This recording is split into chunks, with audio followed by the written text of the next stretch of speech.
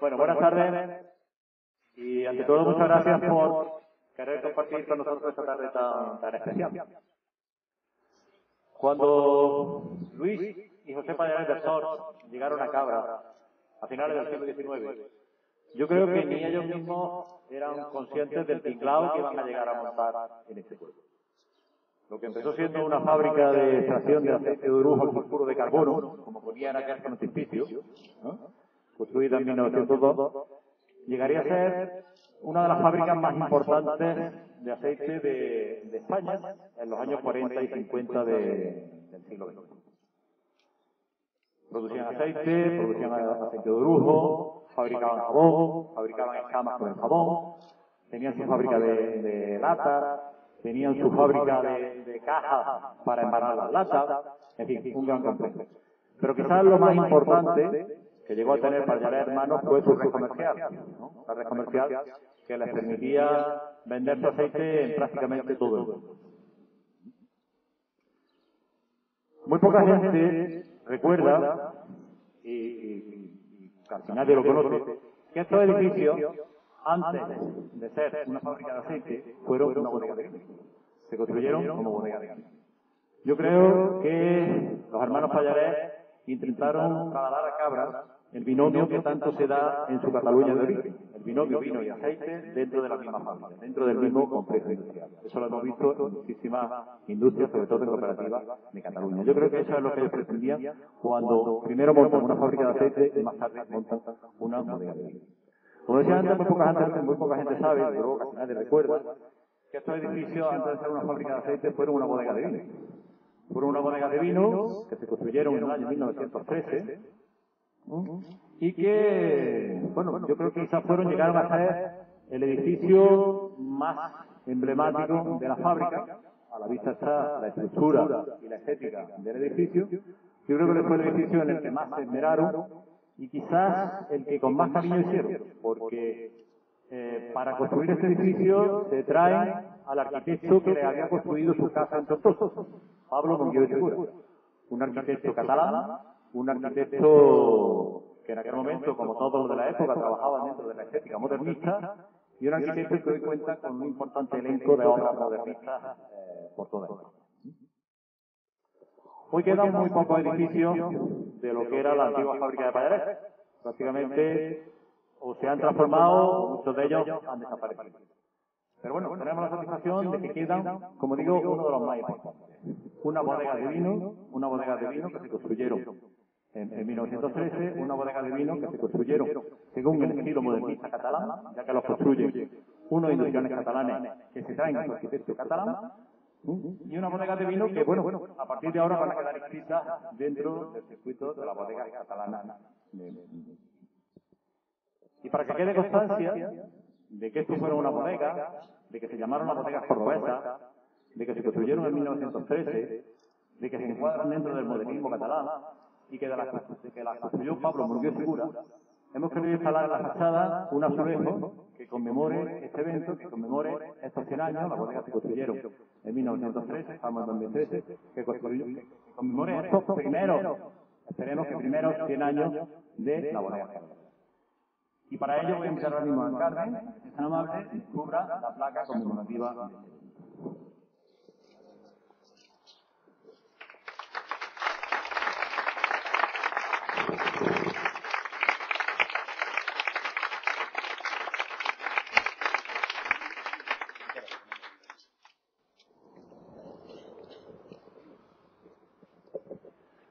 Bueno, y aprovechando que esta tarde nos reuníamos aquí tantos buenos amigos, que contamos con la presencia del alcalde y de otros miembros de la corporación municipal, hemos querido colocar otro azulejo. Este azulejo no tiene nada que ver con Pallares ni con las bodegas modernistas, pero sí tiene que ver con el nombre de esta calle. Esta calle en Cabra, desde tiempo inmemorial, todo el mundo la hemos conocido como la calle Badu del Moro. Por ahí ronda la leyenda de por qué se llama la calle Badu del Moro. Hay un manuscrito en la Biblioteca Nacional de Madrid que escribió un enabrense, Juan de la Vega Murillo de Aguilar, en el año 1668, y que narra la leyenda del Badu del Moro. La leyenda es mucho más grande, mucho más extensa. Aquí en este azulejo hemos resumido el sentido de la leyenda, pero hemos querido respetar las frases textuales tal y como las escribe Juan de la Vega Murillo Aguilar y transcribió en su día Alfonso Santiago en el año 1970, la transcribió al castellano actual, pero hemos querido mantener el sentido de las frases. Entonces, las frases están entrecortadas, cortadas y pegadas, ¿no? Pero yo creo que se mantiene la idea y se mantiene el contexto.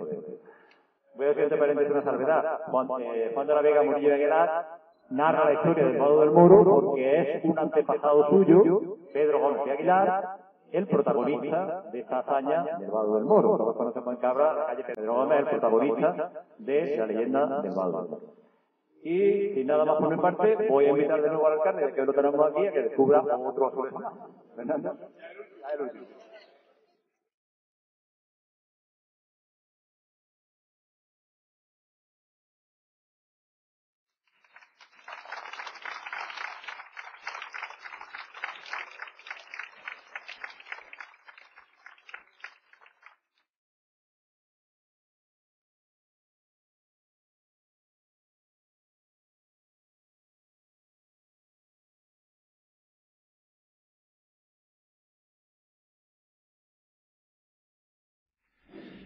Cuando en el año 2011 se pusieron en contacto con nosotros unos especialistas en patrimonio industrial, interesándose por las bodegas modernistas que había en Cabra, no imaginábamos el recorrido que iba a tener aquello.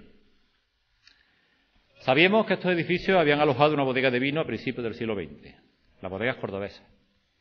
Incluso contábamos con recortes de prensa sobre esta bodega.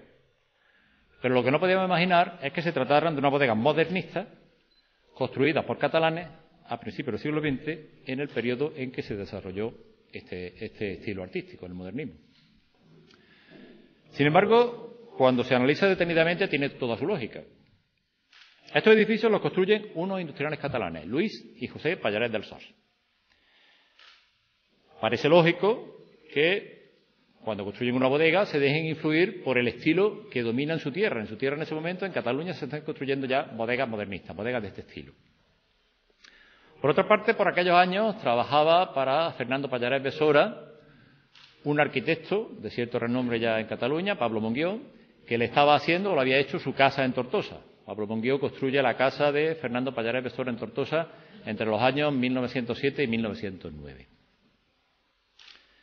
Tortosa, además, es un municipio en el que trabajó Monguió, que fue arquitecto municipal y en el que hay otros edificios de este arquitecto, de Pablo Monguió. Visto esto y las coincidencias estilísticas que había entre esta bodega y las bodegas catalanas, empezamos a trabajar sobre el tema. Otra circunstancia que abundaba en el origen catalán de nuestra bodega es que, siendo una bodega de vino, no se parecen para nada a otras bodegas que hay en Cabra, por ejemplo, o las bodegas andaluzas que hay en municipios como Jerez de la Frontera o Montilla o Moriles, ¿no? Las bodegas andaluzas son distintas. Las bodegas andaluzas tienen unas ventanas más pequeñas, tienen otra distribución, no tienen estos grandes ventanales que sí tienen, por ejemplo, las bodegas catalanas. Y un dato además que tuvimos ocasión de comprobar el año pasado cuando estuvimos por Cataluña visitando bodegas, es que las bodegas catalanas, con sus grandes ventanales siempre de pilares de ladrillo, se orientan al sol naciente y al sol poniente, como nuestra bodega. Nuestra bodega orienta su ventana principal a la sierra, por donde sale el sol en Cabra, y la ventana de atrás la orienta al sol poniente. Por todas estas cosas, y por otras que ahora nos contará Diana, nuestra conferenciante, llegamos a la conclusión de que esto eran unas bodegas modernistas catalanas. Una bodega modernista catalana, pero la singularidad que presentan las bodegas modernistas cordobesas es que, siendo bodegas catalanas, están en Andalucía, están en el centro geográfico de Andalucía. Y esto es lo más llamativo, y esto es lo que ha llamado muchísimo la atención en Cataluña, que en Andalucía, en el centro geográfico de Andalucía, haya una bodega modernista catalana. Y para esto, para hablarnos del modernismo, para hablarnos de las bodegas modernistas, ha venido hoy Diana, nuestra conferenciante. Diana Sánchez Mustiales es valenciana, es doctora en arquitectura, especialista en patología de la edificación y especialista en patrimonio industrial, sobre lo que hizo su tesis doctoral. Aunque yo diría que más que una especialista es una enamorada, es una apasionada del tema de la arqueología industrial. Está comprometida e implicada en todo lo que tenga que ver con la protección y recuperación del patrimonio industrial. Mantiene un blog donde habla de noticias, eventos y todo lo que se refiere a la defensa de este patrimonio. Y, en definitiva, todo lo que tenga que ver con el patrimonio industrial lo apasiona y cuando se le llama, Diana está allí. No me voy a extender más. Va a ser Diana la que va a hablar de modernismo y la que le va a mostrar, sobre todo, las similitudes entre nuestra bodega y la bodega modernista catalana. Solo voy a decirles que esto no se queda aquí, que a raíz de las investigaciones y de los descubrimientos que hemos ido haciendo, nos hemos embarcado en la publicación de un libro que recogerá todos los datos para que quede constancia de todo esto que se está sacando ahora a la luz y para que no se olvide nuestra pequeña historia. Un libro que no hubiera sido posible sin la inestimable colaboración de la familia Pallarés. Hoy algunos de sus miembros están aquí, yo les agradezco su presencia. Un libro que va a ser editado por la Diputación de Córdoba, ¿no?, con la colaboración, además, de la Diputación de Barcelona, que se ha mostrado muy interesada en la publicación de este libro. Este libro saldrá aproximadamente en el mes de octubre y con él pondremos la guinda a la celebración del centenario de la bodega cordobesa. Por mi parte, nada más. Voy a invitar a Diana a que ocupe su atril, su mesa, y nos ilustre con su sapiencia. Muchas gracias.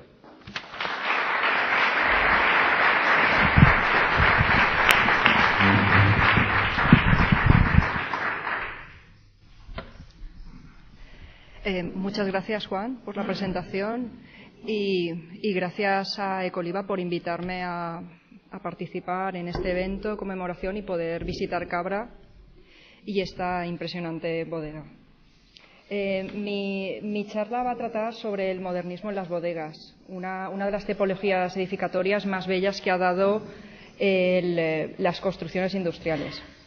La idea es hablar sobre el modernismo, hacer un pequeño paseo por él, por qué está, cómo se construía, la arquitectura industrial modernista donde se encuadrarían las bodegas, luego hablar del modernismo en Cataluña, que es donde se encuadraría esta tipología de bodega, las características que tienen y los autores y diversas bodegas que explicaré a continuación. El modernismo es una corriente estilística que nace entre finales del siglo XVIII, finales del siglo XIX y principio del XX, a raíz también de la revolución industrial, y nace como una renovación, un movimiento en contra de lo que era los movimientos estilísticos que habían hasta el momento, que eran historicistas, eran más estrictos, y el modernismo lo que intentaba era un poco una renovación. Este estilo se dio en toda Europa y según donde se encontrara se denominaba de diferentes maneras. Art Nouveau en Bélgica y Francia, el Modern Style en Inglaterra, Secesión en Austria, Jugendstil en Alemania, Liberty Floreal en Italia y Modernisme en Cataluña, donde tuvo un especial apogeo. Las características generales que tiene este estilo es que tenía una gran libertad creadora. En ello se intentaba romper con todo lo que son los esquemas propios que había habido hasta el momento en la arquitectura. Entonces, más que nada, lo que se intentaba era, por así decirlo, un vale todo. El ejemplo supremo del modernismo es Gaudí, que en el fondo hacía lo que quería con unos estilos sinuosos y naturicistas. Entonces, es uno de los detalles más característicos de este estilo. Entonces, en las fachadas empieza ya a florecer el naturalismo, entran las líneas sinuosas, las curvas, las asimetrías, los arcos. Se busca un estilo mucho más brillante, o sea, que busca mucho más el reconocimiento del autor. También además de toda la zona exterior y en toda la zona urbana, también se tiene en cuenta a la hora de hacer los interiores, las decoraciones, lo que es la estructura, que también se ornamentan e incluso a veces algo recargados. Y también las artes menores, lo que sería carpintería, vidrería, también tiene su papel. Entonces, estas, por ejemplo, son carpinterías de Novelda y de Barcelona, donde se puede apreciar las líneas curvas, que se tiene un gusto también por la naturaleza. Entonces, están buscando detalles geométricos. Es un estilo muy característico. Además, cuando lo veáis enseguida vais a reconocer que es modernismo. Entonces, dentro de lo que es el sistema constructivo que se realizaba, la piedra y el ladrillo es lo que prevalece, pero se buscan nuevas formas. El arco adquiere una entidad propia, el arco y la curva, y empiezan a componer las fachadas mediante un juego de líneas sinuosas. Además, se intenta jugar también con nuevos materiales en lo que son el revestimiento, los azulejos vidriados, el vidrio, y se busca una composición, o sea, se busca que sea más alegre, más animada. O sea, también intenta romper todo por lo que comento, por lo de la revolución industrial, todo lo que es el cambio que hay, la nueva era, el cambio de los transportes. O sea, es todo intentar ser nuevo y fresco.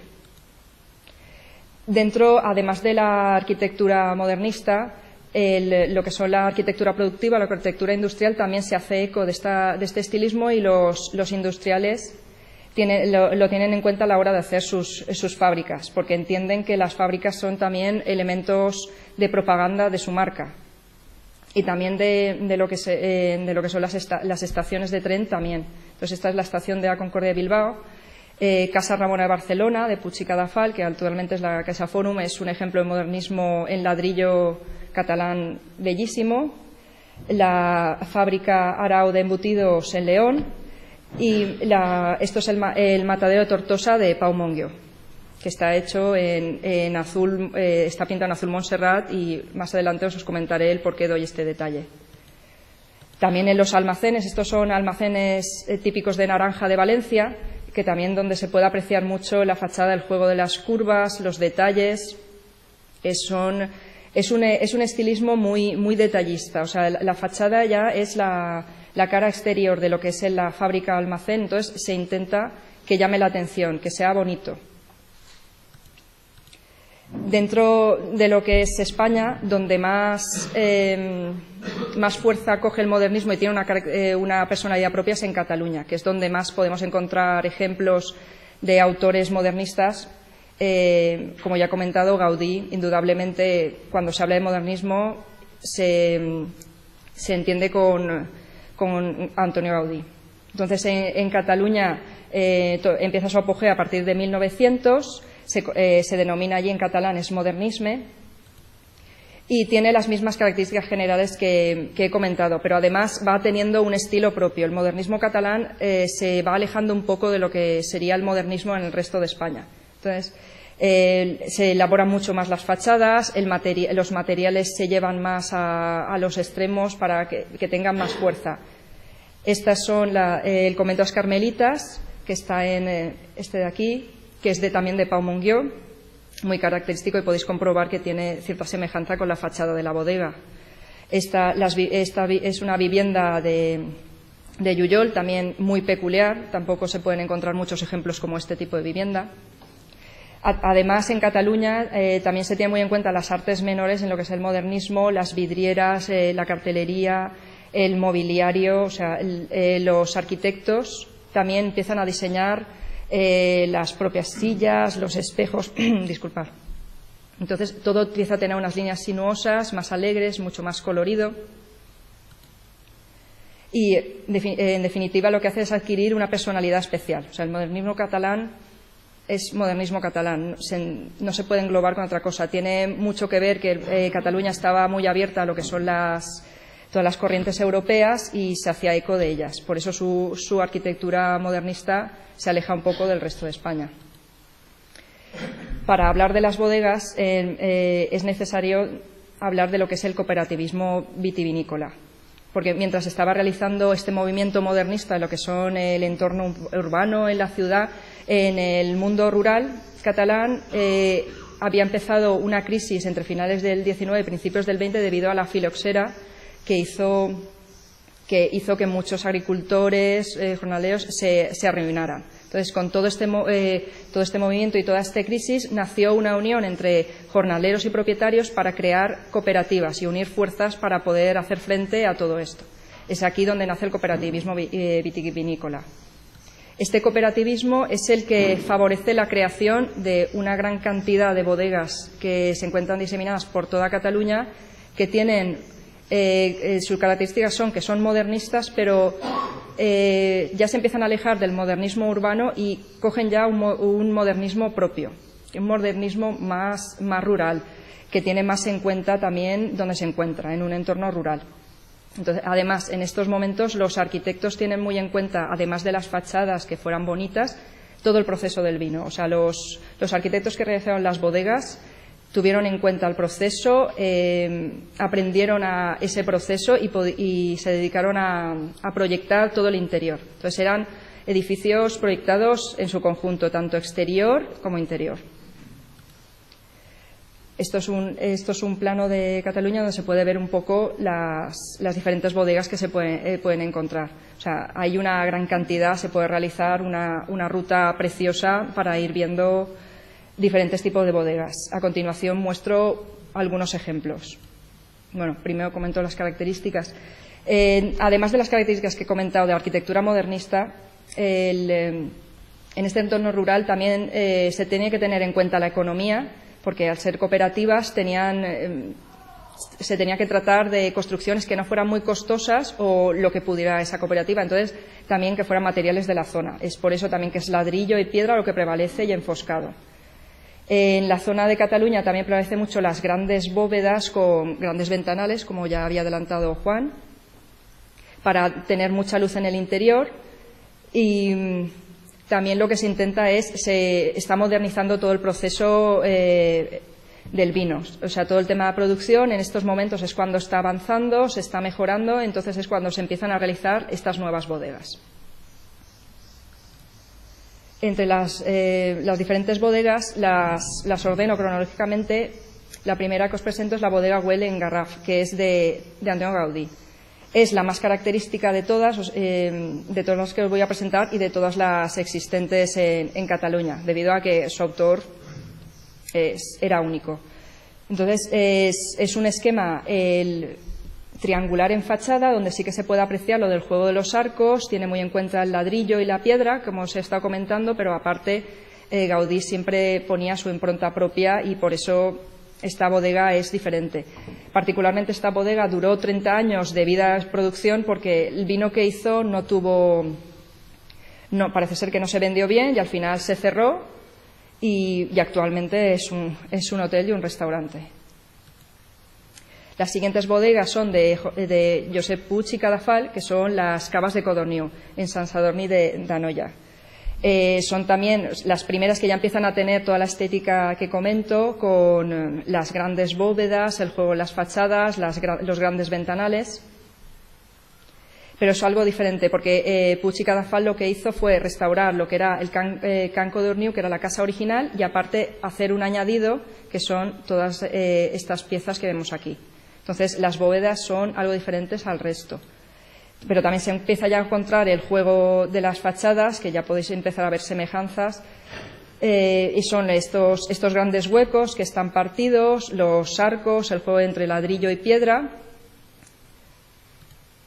Luego, de Domènech i Montaner, está la cooperativa del Espluga de Francolí. El proyecto es suyo y la construcción fue realizada por su hijo, Luis Domènech i Roura. Estas bodegas son las que Ángel Guimerá llamó Catedral del Vino, después de visitarlas hacia el año 1920. Y son estas las que posiblemente fueran el modelo para el resto de las bodegas. Y podéis apreciar que tiene ciertas semejanzas la bodega en la que nos encontramos con ellas, y siendo construida el mismo año. En el interior también se elaboraba también con arcos y era todo realizado en ladrillo con cubiertas de madera. O sea, la estética de la fachada es muy ordenada, se construyó por fases.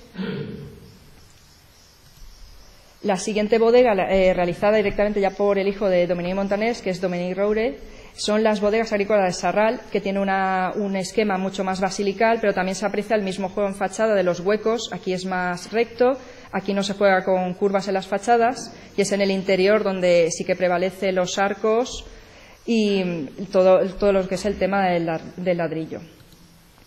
Luego, el siguiente autor que presento es César Martinell Brunet, que por autonomía es el que más bodegas realizó en Cataluña y es el más se conoce como bodegas modernistas.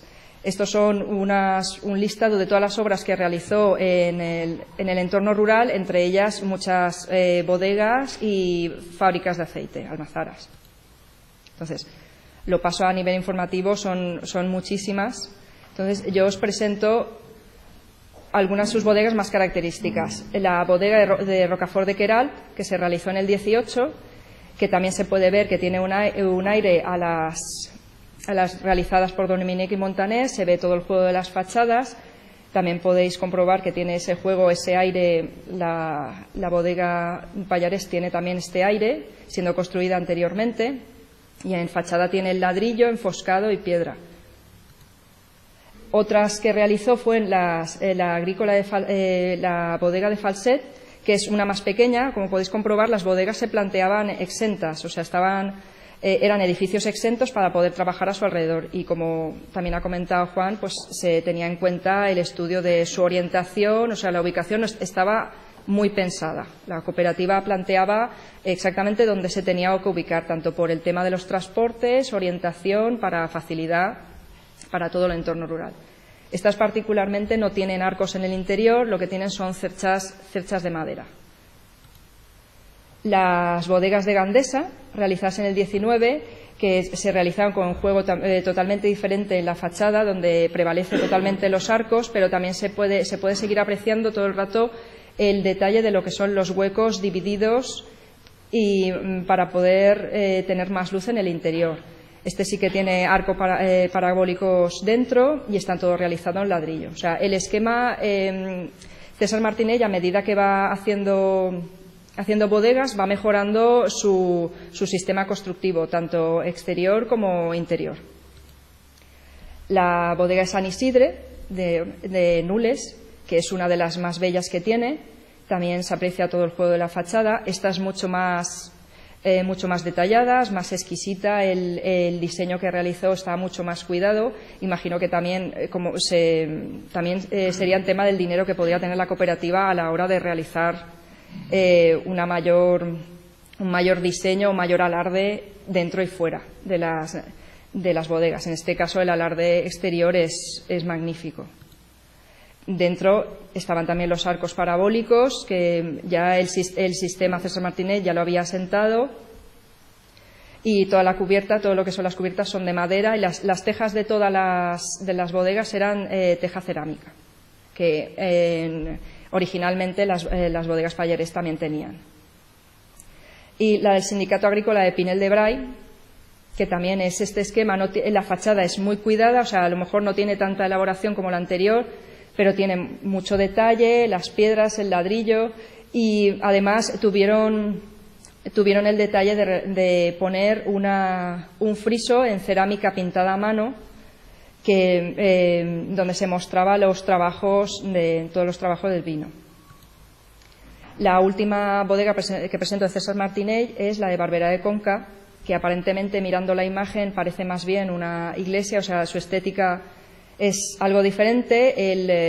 Este elemento que veis aquí es un depósito de agua, y la fachada volvemos a encontrarnos los mismos elementos, un gran hueco que está dividido.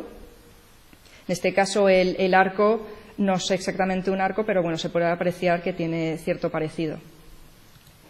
Las últimas bodegas que os presento ya las conocéis todos, que son las bodegas cordobesas, que se realizaron en 1913.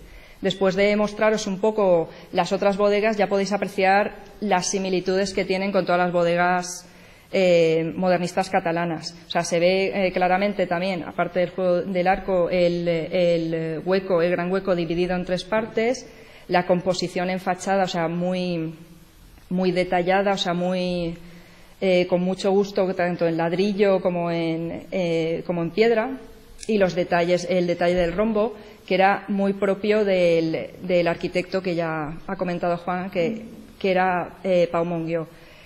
Todo este estudio ha sido gracias al estudio de investigación que están realizando los ingenieros Alberto Moreno, Yolanda López y con la ayuda también de la historiadora Rosa Serra, que también les puso un poco en antecedente sobre este arquitecto. Entonces empezaron a comprobar las similitudes que se podían encontrar en las obras de Pau Monguió con estas bodegas. O sea, el único inconveniente que tenía todo esto era que toda la obra de Pau Monguió se encontraba en Cataluña, algo en Teruel, y estas bodegas se encontraban en Cabra, cosa totalmente inaudita. Pero ya, o sea, han podido deducir que sí que se trata del autor, y también debido a que la familia, los hermanos Pallarés habían tenido relación con este arquitecto para que le realizara la casa que ya ha comentado Juan. Además, se va viendo la estética. Pau Monguió, algo muy característico en todas sus obras era que ponía este elemento, un óculo en rombo, que se puede ver en muchas de sus obras. Además, la estética también de toda la cubierta, los detalles de las curvas, y un detalle muy particular que tiene estas bodegas, que la habéis podido apreciar en la estructura, que están pintadas de azul, que se trata del azul Montserrat. Este azul no es propio tampoco de aquí, este tipo de color, es también propio de Cataluña. Se dio mucho en lo que es el modernismo catalán, y era el azul Montserrat de la empresa Nubiola, y Pau Monguió lo utilizó para realizar el matadero que realizó para Tortosa. Aquí, aunque veáis que el azul, que es mucho más desvaído, es debido porque este tipo de pigmentación al sol termina perdiendo color. Originalmente era como el azul que podéis ver, o sea, era un azul muy vivo. Y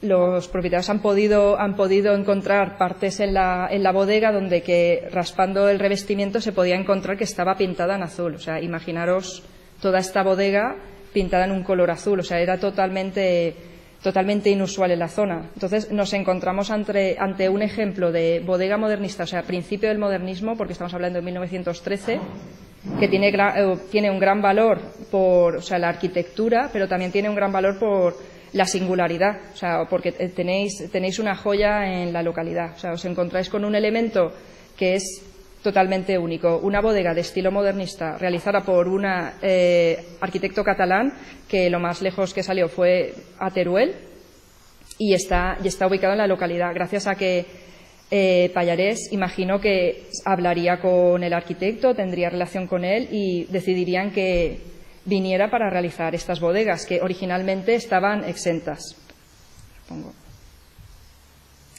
Las bodegas originales eran las dos naves. El elemento que rompe la simetría es posterior, o sea, sería de los años 40.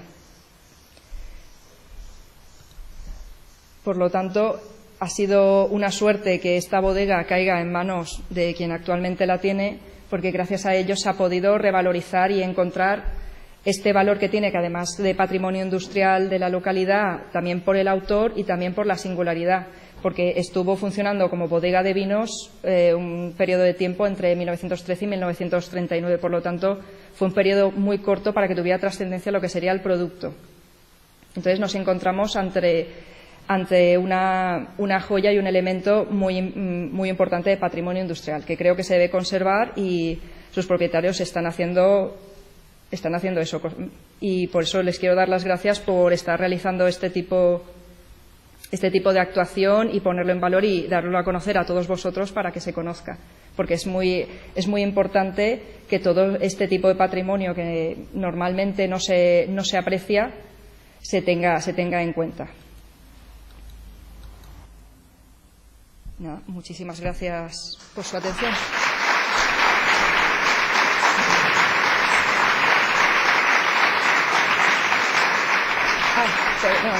Bueno, a continuación va a presentar Alberto Moreno un magnífico libro sobre patrimonio oleícola.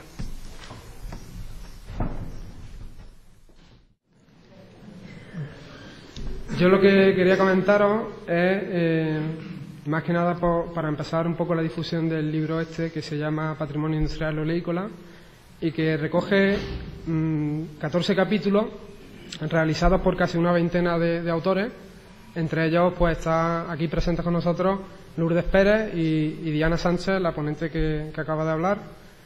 Y era para un poco comenzar con la difusión, porque de hecho el libro se ha recogido esta misma mañana de imprenta y empezamos ya un poco a difundirlo. Y entonces voy a ser muy breve, simplemente para que vayáis conociendo un poco sobre la existencia de este libro, ¿no? Es un libro que lo que recoge, lo que intenta recoger es un poco o sea, todo lo importante que recoge el patrimonio industrial a nivel de toda España. Entonces se plantean estudios sobre maquinaria relacionada con el aceite, sobre paisajes del olivar, sobre arquitectura oleícola, sobre cooperativismo. Pongo algunos ejemplos de capítulos. Por ejemplo, el capítulo que inicia, que será el capítulo primero, habla un poco sobre las patentes de invención del Marqués de Acapulco y está redactado por José Ignacio Rojas Sola, que es profesor en la Universidad de Jaén. El capítulo tercero habla sobre almazara y paisaje oleícola en Castilla-La Mancha, del arquitecto Diego Peris Sánchez. El cuarto capítulo sobre un estudio sobre la fábrica de aceites Casanova en Valencia, que ha realizado Diana. El capítulo séptimo sobre la arquitectura oculta y la explotación agraria en Andalucía en relación a los molinos de aceite y a los grandes complejos que se formaron de arquitectura oleícola en Andalucía. El capítulo octavo, que es de Lourdes Pérez, habla sobre la estrategia empresarial de Pallarés Hermanos en la industria del comercio.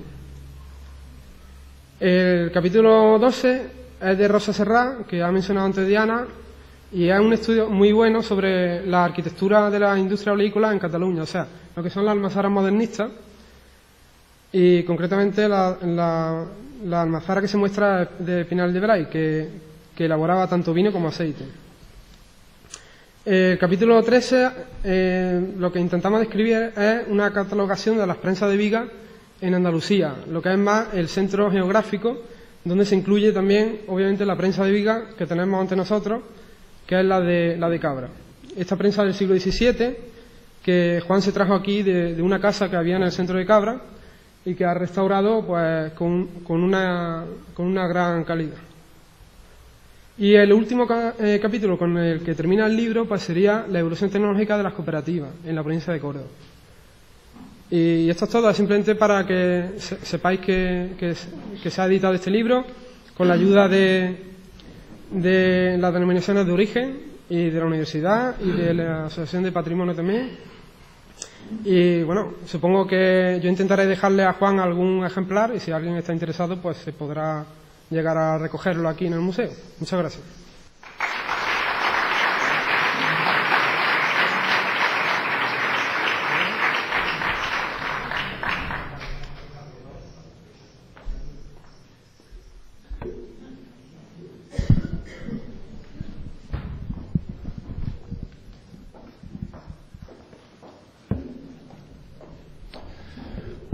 Bueno, esta última intervención, como habréis podido notar, no estaba prevista. Esto no estaba en el guión, esta presentación que ha hecho Alberto. Tengo que deciros que Alberto y Yolanda son los que están preparando el libro que se editará en el mes de octubre aproximadamente, el que comentaba antes, sobre la bodega modernista de Pallarés. Este libro, como dice él, está calentito todavía, ha salido hoy de la imprenta, ha querido presentarlo porque él es uno de los colaboradores del libro, porque Lourdes Pérez es otra colaboradora del libro también y porque también aparece aquí nuestra prensa de viga. Bueno, esto ya vamos terminando. Yo solamente quería agradecer de alguna manera a Diana la deferencia que ha tenido de desplazarse expresamente de Valencia a Cabra para darnos esta conferencia esta noche y le vamos a dar un pequeño recuerdo. En estas cosas se suelen dar una plaquita, se puede dar un pergamino, ¿no? Yo rogaría a Diana que se acerque si es tan amable. En estas cosas se suele dar una placa, se suele dar un pergamino. Yo creo que con lo joven que es y con la iniciativa que lleva, a lo largo de su vida le van a dar muchas placas y muchos pergaminos. Nosotros no le vamos a dar una placa ni un pergamino, le vamos a dar lo que mejor tenemos en esta casa, que es lo que hace mi padre, el esparto, ¿no? Entonces, le vamos a hacer entrega de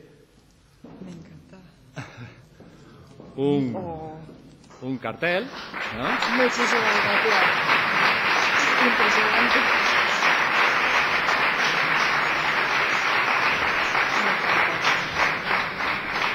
Hecho por el gran artesano que tenemos en esta casa, que es mi padre, que dice: a Diana Sánchez Muciales en el centenario de las bodegas cordobesas, 1913, Cabra, abril de 2013.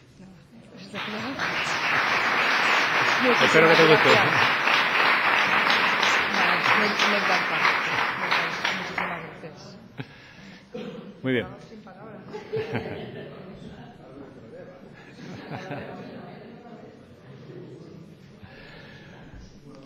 Bueno, y ahora para clausurar este acto voy a pedir a nuestro alcalde, a Fernando, que tenga la amabilidad de tener unas palabras, pero antes de cerrar el acto vamos a aprovechar el hecho de tenerlo aquí para invitarlo a que firme en el libro de firmas del museo. Este museo tiene un libro de firmas que se inauguró el 1 de diciembre del año 2000, cuando inauguramos el museo. Hasta ahora han firmado las personalidades que pasan por esta casa y han firmado todos los alcaldes de Cabra que han sido desde entonces.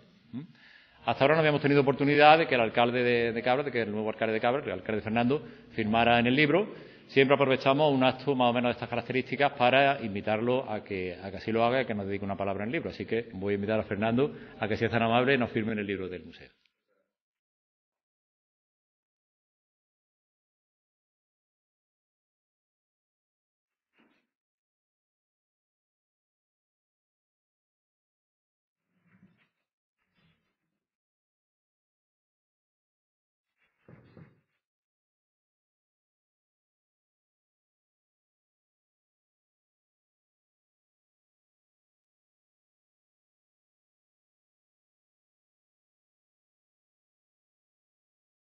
Dice así: a la familia Cobo, en el centenario de la construcción de las bodegas cordobesas, con profundo afecto, admiración y gratitud por su especial sensibilidad en la conservación de nuestro patrimonio arquitectónico industrial. Un fuerte abrazo, Fernando Priego.